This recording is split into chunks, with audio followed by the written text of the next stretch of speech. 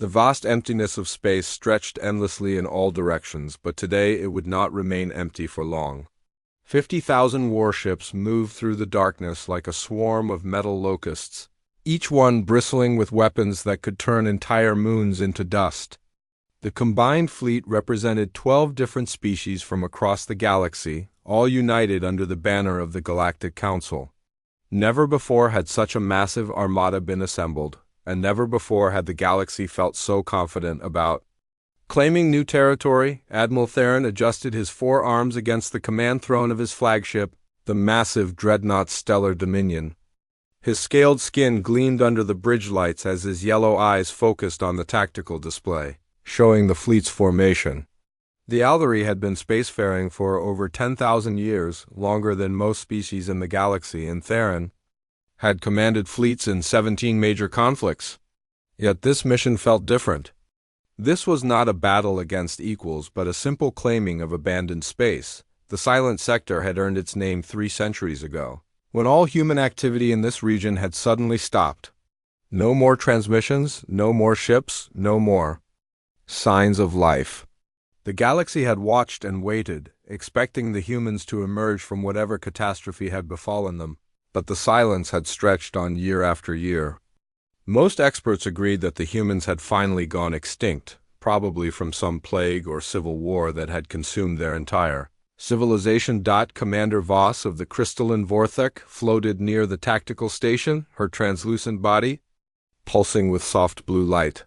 Her species communicated through harmonic frequencies, but she had learned to speak in the common galactic tongue for missions like this. She turned toward Theron with what might have been curiosity in her alien features. Admiral, our scouts report the same readings as before.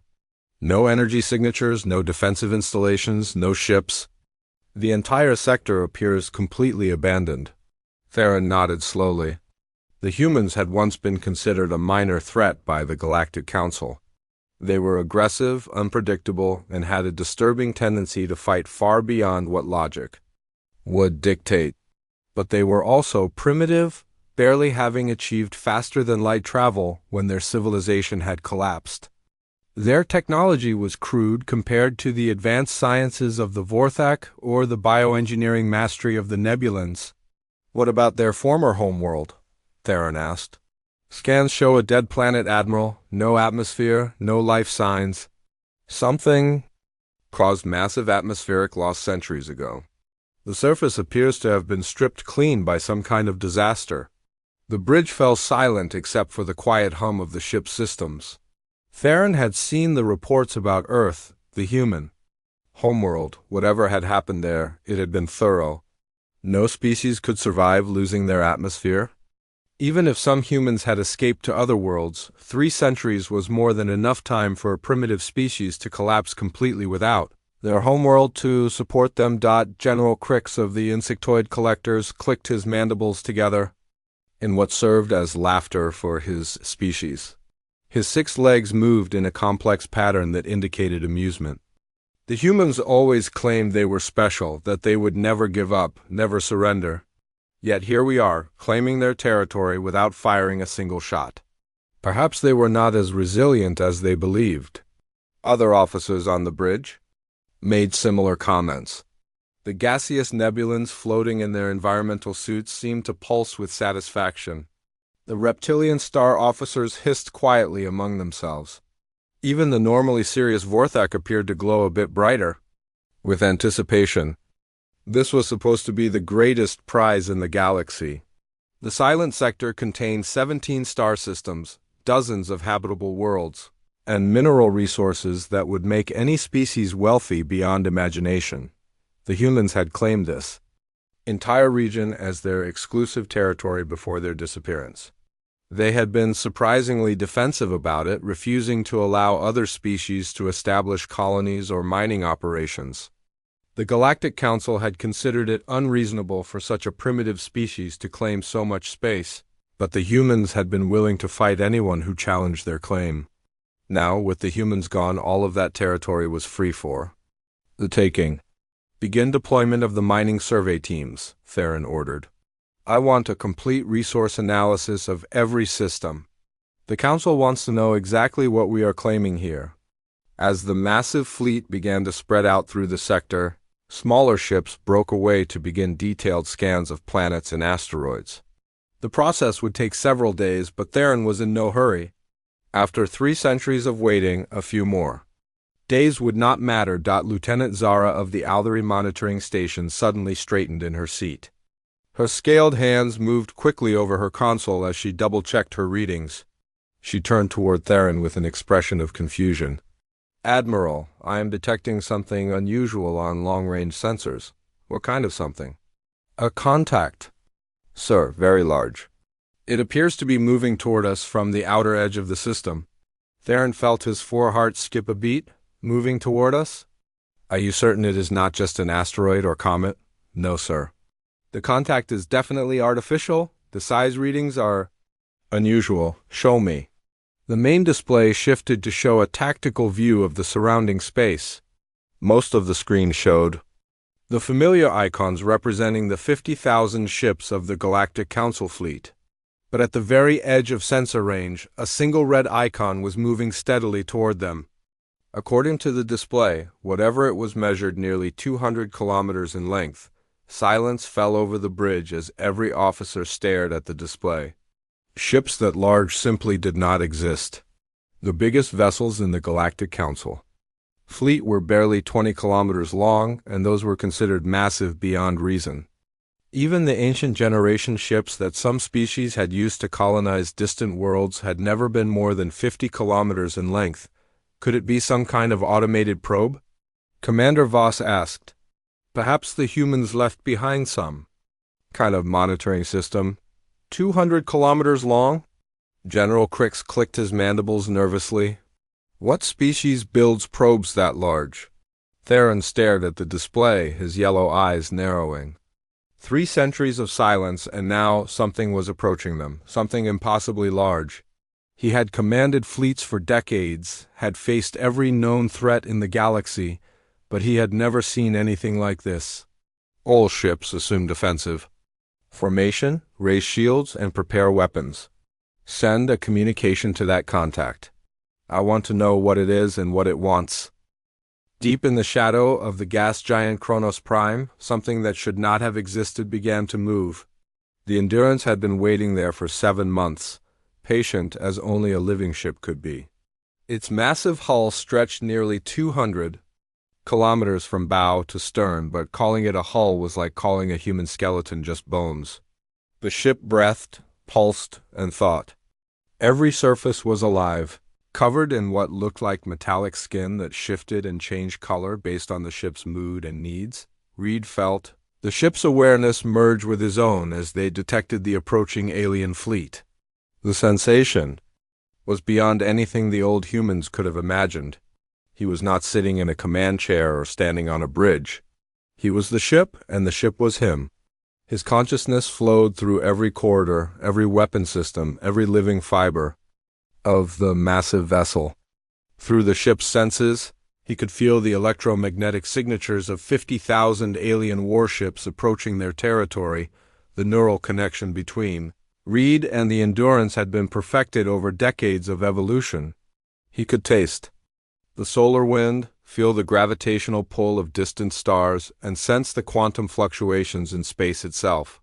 The ship's biomechanical brain processed millions of calculations per second, while Reed's human intuition and creativity guided their decisions. Together, they were something new, something that transcended the limitations of both organic and artificial intelligence. They really came in force this time, Reed thought to the ship. The Endurance responded with a pulse of emotion that felt like grim amusement. They had been watching the galaxy for 3 centuries, observing as various species debated what to do about the silent sector. Some had wanted to send small exploration fleets.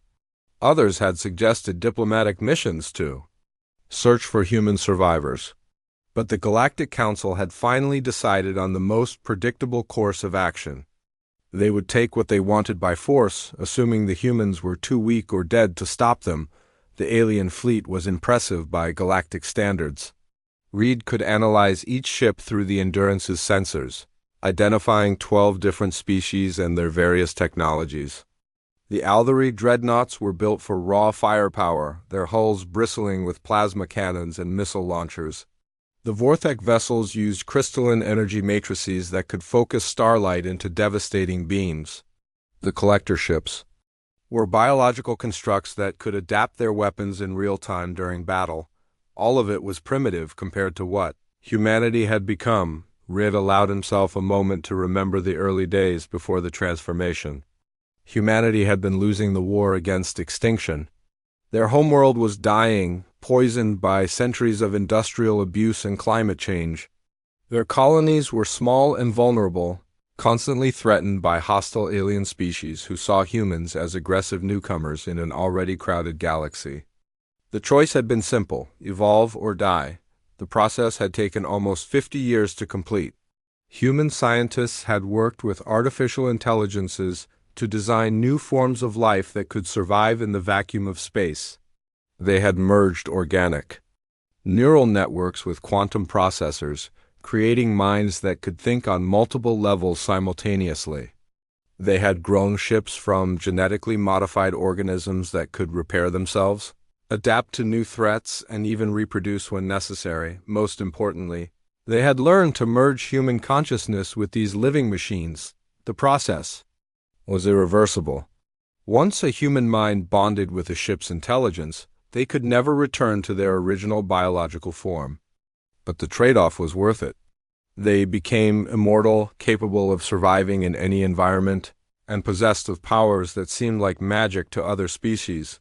The Endurance began to move, sliding out from behind the gas giant like a massive predator. Emerging from its lair, Reed felt the ship's excitement as they prepared to reveal themselves to the alien fleet. 3 centuries of isolation had been necessary for humanity to complete their evolution, but it had also been lonely. The ship had been designed for exploration and contact with other species, not for hiding in empty space. Through the ship's communication systems, Reed listened to the chatter from the alien fleet. They were surprised by the size of his vessel, but they were not yet afraid. Their commanders were discussing deployment patterns and weapons configurations. Some were even joking about how easy it would be to destroy a single ship, no matter how large it might be. Admiral Theron's voice cut through the communication channels, demanding identification and surrender. Reed almost smiled at the aliens. Arrogance. The Aldery commander was threatening him with the firepower of 50,000 ships, as if numbers alone meant victory. It was exactly the kind of thinking that had led humanity to abandon traditional warfare altogether. Reed opened a communication channel and responded in perfect galactic standard, though his voice carried harmonics that no biological throat could. Produce. This is Captain Reed of the human vessel Endurance. You have entered human territory without permission. Withdraw immediately. The silence that followed lasted almost 30 seconds.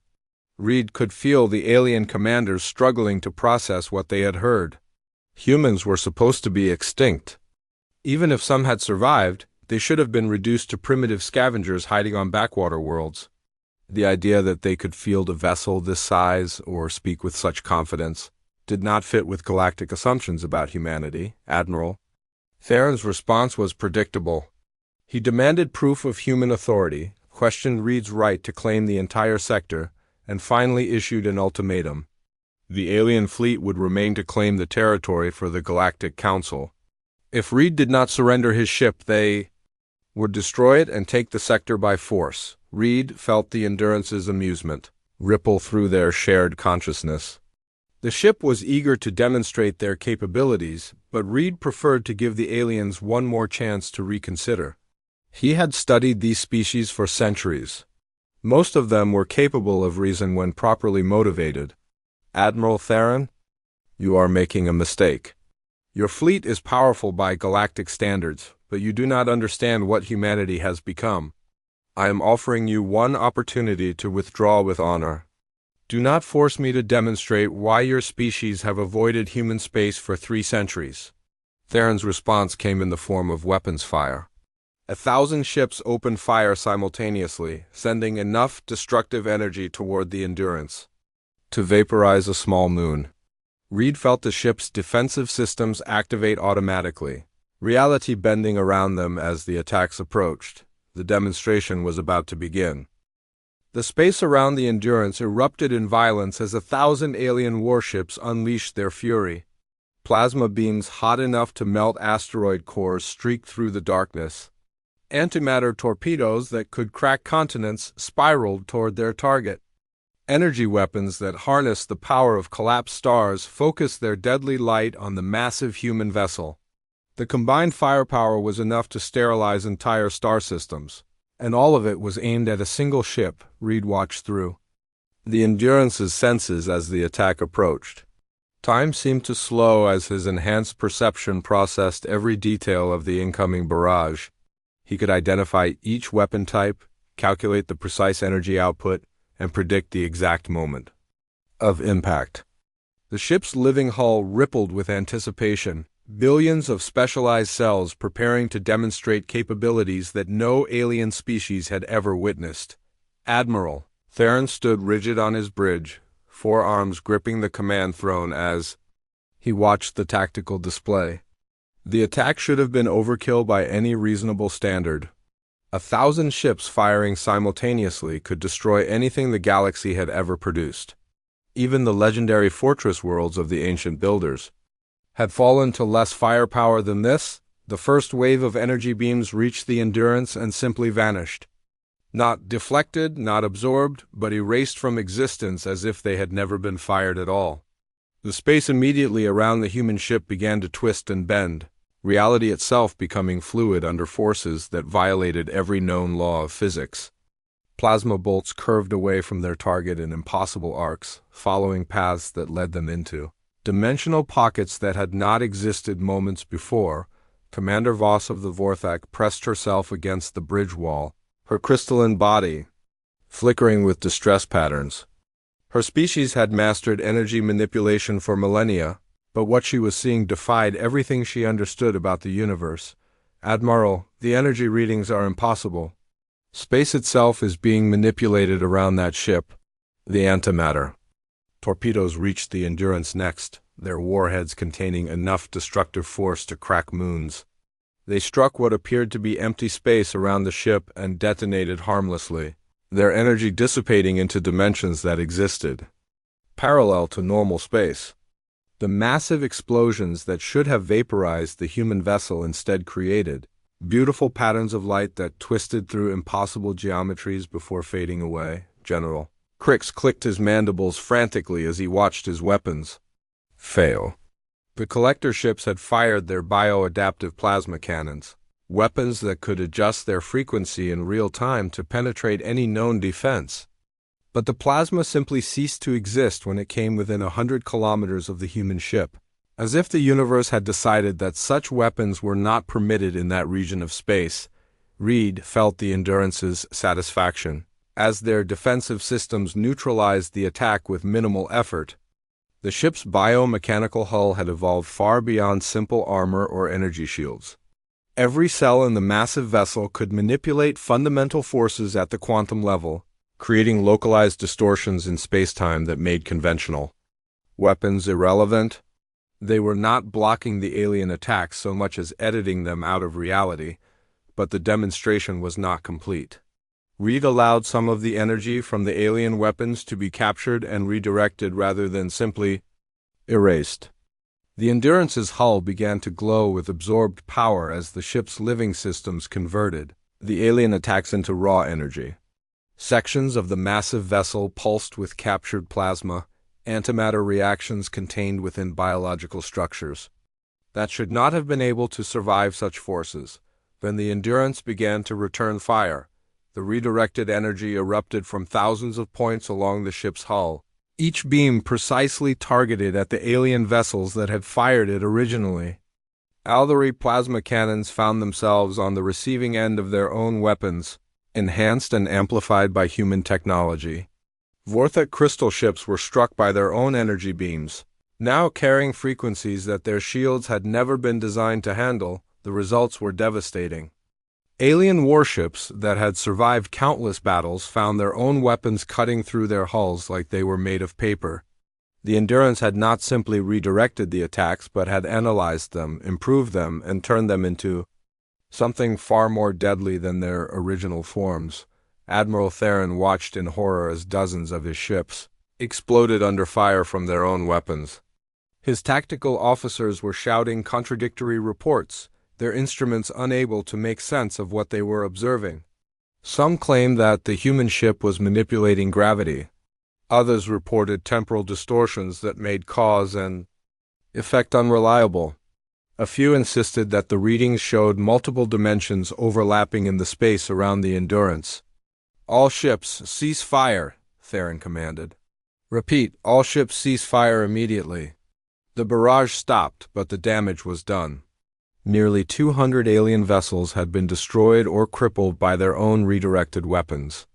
The survivors hung in space, their crews struggling to understand how their most powerful attacks had been turned against them so effortlessly. Reed opened a communication channel to the alien fleet, his voice carrying harmonics that made the ship's hull vibrate. "In sympathy, Admiral Theron, that was your demonstration of galactic firepower. Now you have seen how effective it is against human technology. You have 30 seconds to begin withdrawal from this sector, or I will consider your fleet a genuine threat that requires more direct action." The silence that followed was broken only by the panicked chatter of alien crews trying to understand what had happened to their weapons. Some ships were already beginning to move away from the Endurance, their commanders, having seen enough to convince them that retreat was the only sensible option, but Admiral Theron was not ready to accept defeat. The Aldari had ruled their region of space for 10,000 years, and they had not achieved that dominance by retreating from single ships, no matter how unusual those ships might be. He had 48,000 vessels remaining, and surely numbers would tell in the end. "All ships, prepare for a coordinated assault. Target every weapon system on that vessel simultaneously. If we cannot penetrate its defenses, we will overwhelm them with sheer volume of fire." Reed felt the Endurance's mood shift from amusement to genuine threat assessment. The aliens were about to learn the difference between a demonstration and actual combat. Through their shared consciousness, Reed and the ship began to prepare for war against an enemy that still thought. In terms of conventional tactics and traditional physics, the 30-second deadline expired with no sign of alien withdrawal. Instead, the remaining fleet began to form attack formations, their weapons charging for another massive barrage. Reed allowed himself one moment of regret for what was about to happen. The aliens had been given every opportunity to leave peacefully. So be it, Reed thought to the Endurance. Show them what humanity has become. The moment the 30-second deadline passed, reality around the alien fleet began to change in ways that violated everything they understood about the universe. The Endurance did not move forward to attack like a conventional warship. Instead, the space between the human vessel and the alien fleet started to behave according to different physical laws, as if the ship was imposing its will upon the fundamental forces of existence. Reed felt the Endurance extend its consciousness outward, touching the quantum fabric of space itself.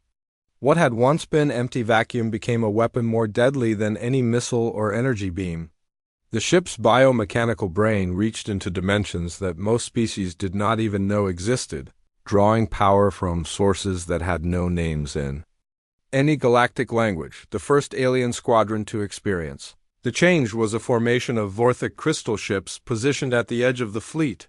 Their pilots noticed the alteration when their navigation systems began reporting impossible readings. Space itself was becoming denser around them, as if they were flying through an invisible ocean that grew thicker with each passing second.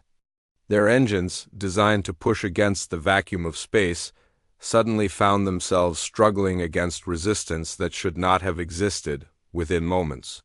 The crystalline hulls of the Vorthic ships began to crack under pressure that came from everywhere and nowhere at once. Their emergency systems screamed warnings about hull stress levels that exceeded all safety parameters. The pilots tried to retreat, but movement in any direction only made the pressure worse.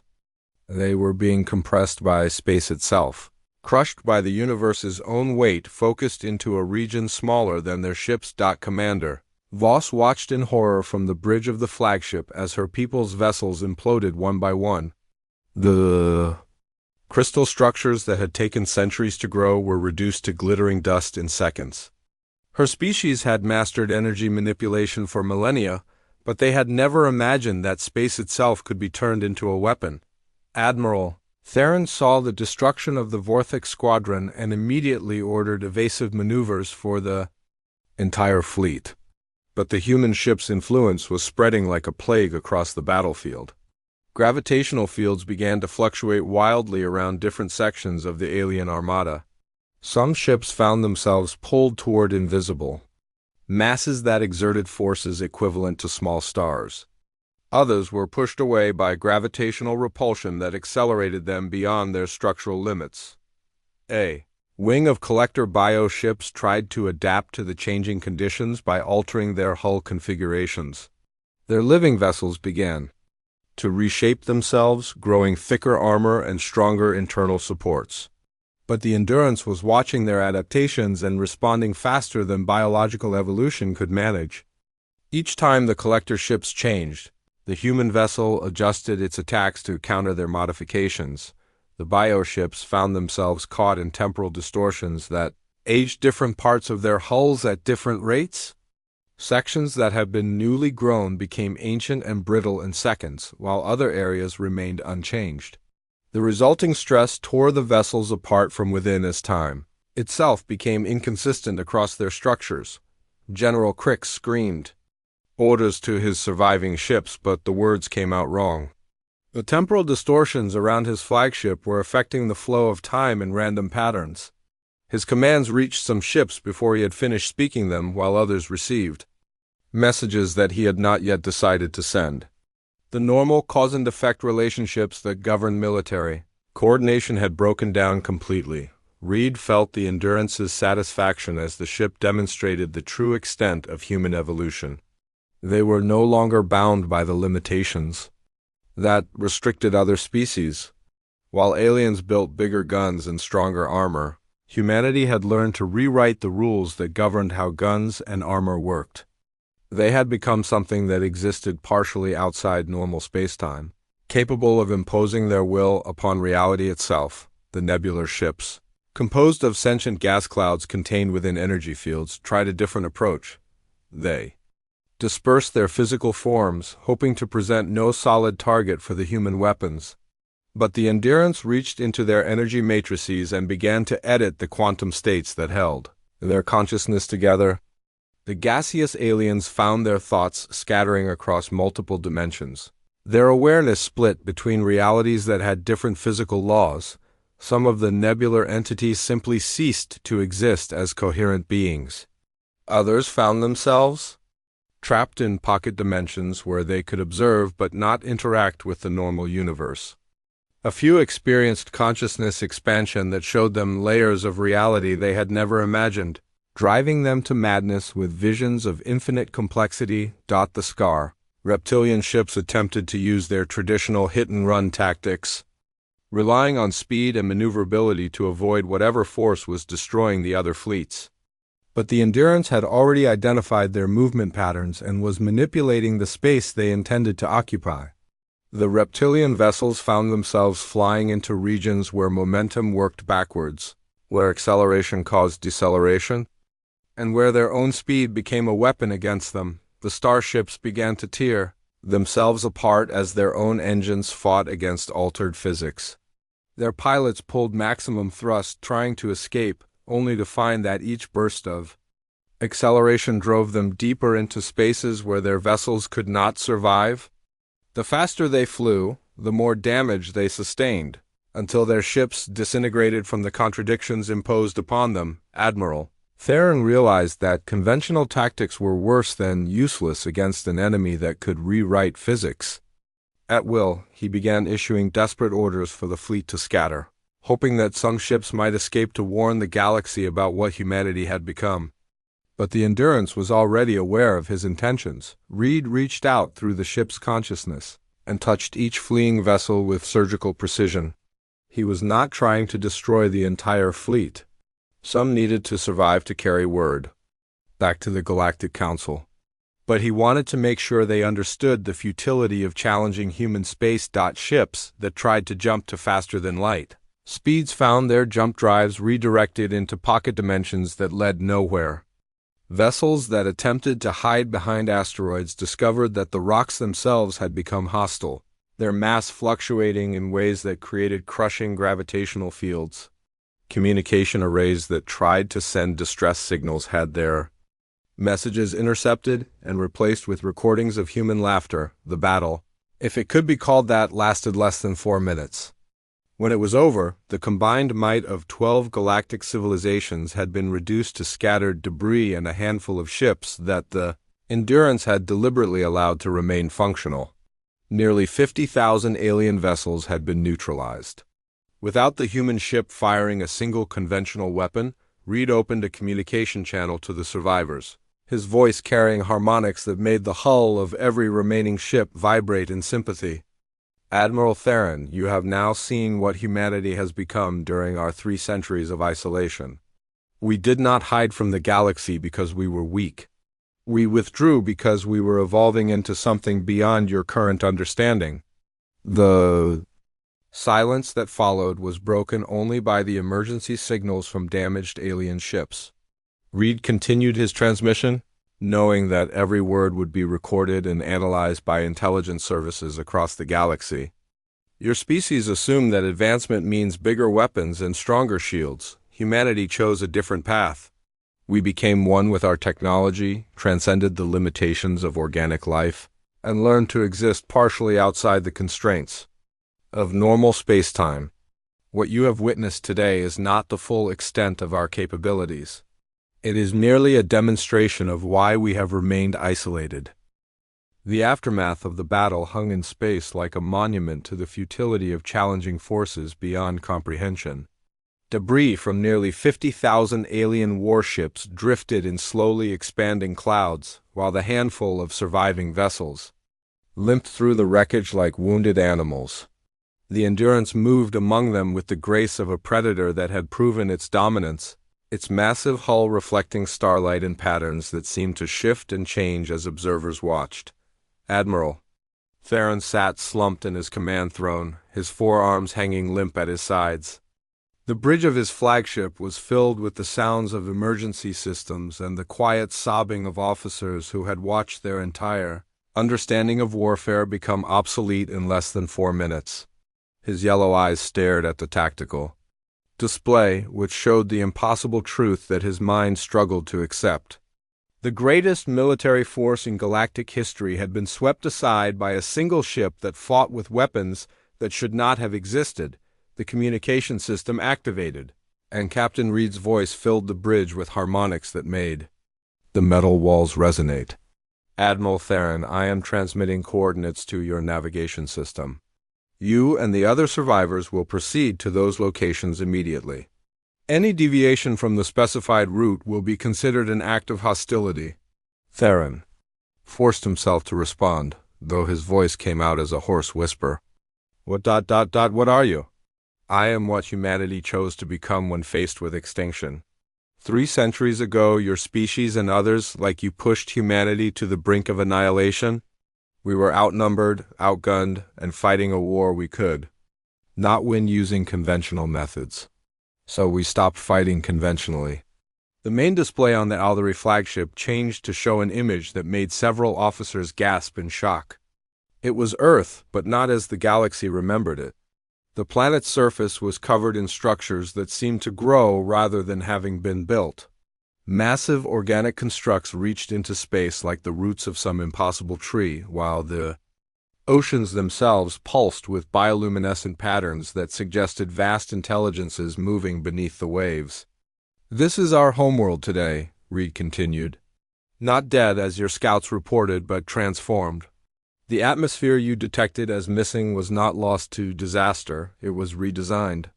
We no longer breathe air in the way you understand breathing. We no longer live in the way you understand life. Commander Voss pressed herself against the bridge wall, her crystalline body flickering with patterns of terror and awe. The energy readings from that planet, they are off any scale we have ever measured. Every human who survived the transformation became what I am now, Reed explained. Consciousness merged with technology that exists partially outside normal space and time. We are individuals, but we are also part of something larger. A collective intelligence that spans multiple dimensions and realities. We have been watching your species for 3 centuries, studying your civilizations, learning your capabilities. The image changed again to show other worlds throughout the silent sector. Each one had been transformed in ways that defied explanation. Some planets had been converted into massive computer systems with surfaces covered in neural networks that processed information at quantum speeds. Others had become manufacturing centers where ships like the Endurance grew from seeds planted in specially prepared soil. You came here expecting to find empty worlds ready for colonization, Reed said. Instead, you discovered that humanity has claimed not just these star systems, but the very fabric of space within them. Every planet, every asteroid, every cubic meter of vacuum in the silent sector is now part of our consciousness. You have been fighting not just a ship, but an entire region of space that responds to human will. General Crix tried to speak, but the temporal distortions around his ship made communication difficult. His words came out in the wrong order, creating sentences that made no sense. Reed seemed to understand anyway and adjusted the local flow of time to allow normal speech. Why did you let us come here? Crix managed to ask. If you have such power, why not simply destroy our fleets before they entered your territory? Because destruction was never our goal, Reed replied. We withdrew from galactic civilization to complete our evolution, not to wage war against other species. We have been waiting to see if any of you would develop the wisdom to coexist with something beyond your current understanding. Today's events have provided our answer. The surviving alien ships found themselves being gently pushed toward the coordinates Reed had provided. Not with conventional tractor beams or gravitational manipulation, but through alterations to space itself that made movement in certain directions easier than movement in others. It was like being guided by the universe itself, and resistance was not just futile but literally impossible. You will return to your respective homeworlds and deliver this message to the Galactic Council, Reed continued. Humanity is no longer the species you once knew. We have transcended the limitations that govern your civilizations. We exist on levels of reality that your current science cannot measure or understand. We are offering you one opportunity to prove that coexistence is possible. Admiral Theron forced himself to ask the question that every surviving officer was thinking. What kind of opportunity?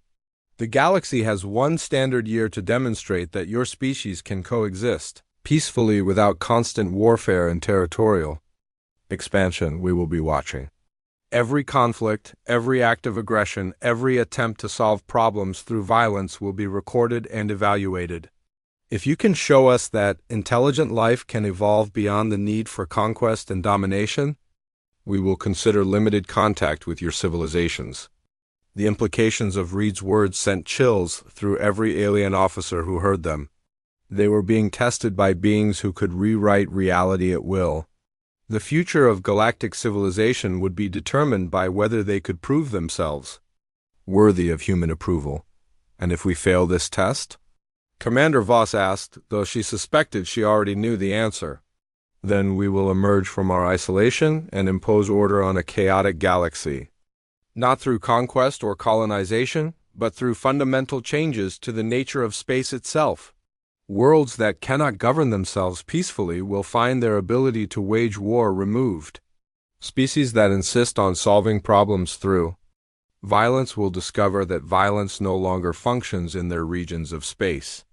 The threat was delivered in the same calm tone Reed had used throughout the conversation, but its implications were staggering. A species that could rewrite physics could indeed end warfare by making weapons impossible to use. They could isolate aggressive civilizations by making faster-than-light travel impossible in their space. They could even edit hostile thoughts out of biological brains if they chose to do so. 1 year, Reed repeated as the surviving alien ships were guided toward the edge of the silent sector. Prove to us that intelligence can evolve beyond the need for constant conflict. Show us that your species can build rather than destroy, create rather than conquer, cooperate rather than compete. Demonstrate that you are ready for contact with beings who have transcended the limitations that still govern your existence. The endurance began to fade from sensors as the alien survivors reached the boundary of human space, not by moving away, but by shifting into dimensions that their instruments could not detect. Within minutes, the massive ship had vanished completely, leaving only empty space and the lingering memory of powers beyond imagination. Admiral Theron stared at the emptiness where the human vessel had been, his mind struggling to process everything he had witnessed. His species had ruled their region of space for 10,000 years, but they had just encountered something that made their entire civilization look like children playing with primitive toys. The galaxy would never be the same again. Humanity had returned, but they were no longer the weak, primitive species that other civilizations had once dismissed. As the surviving ships limped back toward their respective homeworlds, each crew member carried the weight of knowledge that would reshape galactic politics forever. The emergency transmissions had already begun, with frantic reports being sent to military commands across dozens of star systems. But how could anyone explain what they had witnessed to leaders who had never seen reality itself used as a weapon? The journey home would take weeks, but Theron knew that every moment of delay increased the danger to the galaxy. The Galactic Council needed to understand what they were facing before some fool decided to mount another expedition to human space. The species that had been considered extinct for 3 centuries had revealed themselves to be the most powerful force the galaxy had ever encountered. Commander Voss floated near the damaged communication console, her crystalline form flickering with patterns of deep contemplation. "Admiral, do you think they mean what they said about giving us a chance to prove ourselves?" Theron considered the question carefully. The humans could have destroyed every ship in the fleet without effort, but they had chosen to let some survive. That suggested either mercy or a genuine desire to see if the galaxy could change. But it also meant that humanity was confident enough in their power to allow potential enemies to return home with knowledge of human capabilities. "I think they believe they have nothing to fear from us," Theron replied. "And after what we have seen today, they are probably right. The question is whether the rest of the galaxy will be wise enough to heed their warning." The tactical display showed the debris field they were leaving behind, a graveyard of ships and dreams that stretched across millions of cubic kilometers. 50,000 vessels reduced to scrap metal and scattered atoms in less time than it took most species to charge their weapons. The humans had not just demonstrated superior technology. They had revealed mastery over forces that other species did not even know existed. General Crix managed to establish stable communication from his damaged flagship, his voice carrying undertones of shock that would not fade for months. "My people will not believe what happened here. The collectors have never encountered any species that could manipulate biological systems remotely. Our ships were torn apart from within by forces that treated our living hulls like clay to be reshaped." Similar reports came from the other surviving commanders.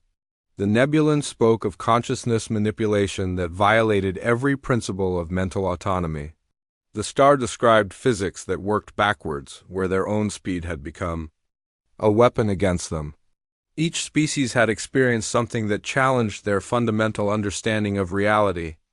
The most disturbing realization was that the humans had tailored their attacks to specifically counter each species' greatest strengths. They had not relied on brute force or overwhelming firepower.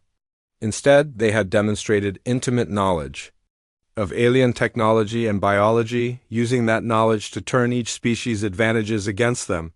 It suggested a level of surveillance and analysis that was deeply unsettling. As the battered fleet reached the edge of the silent sector sensors, detected one final transmission from human space. It was not directed at the surviving ships but broadcast on all frequencies used by galactic civilization. The message was simple, but its implications would echo across the galaxy for years to come. To all species of the Galactic Council and their allied civilizations, humanity has observed your actions for 3 centuries and found them wanting. You have been given 1 standard year to demonstrate that intelligent life can evolve beyond the need for constant warfare and territorial expansion. This is not a negotiation or a treaty, it is a test. Your performance will determine the future relationship between humanity and the rest of the galaxy. Choose wisely. The transmission ended, leaving the survivors alone with the knowledge that they carried the fate of galactic civilization in their damaged ships. Behind them, the silent sector remained silent, but now that silence carried a different meaning. It was not the silence of abandonment or death. It was the silence of being so far beyond galactic understanding that they no longer needed to announce their presence to be feared. Admiral Theron looked at his tactical display one final time before ordering the jump to faster than light speed. The readings showed nothing but empty space where the human ship had been, but he knew that appearances could no longer be trusted. Humanity was out there watching, evaluating, and preparing to reshape the galaxy according to their vision of what intelligent life should become. The test had begun, and failure would mean the end of galactic civilization as every species had known it. The question now was whether the combined wisdom of 12 different civilizations would be enough to satisfy beings who had transcended the very concept of limitation. The survivors would carry their message to the farthest reaches of known space, and the galaxy would hold its breath while humanity waited to see if anyone was worthy of sharing the universe with gods.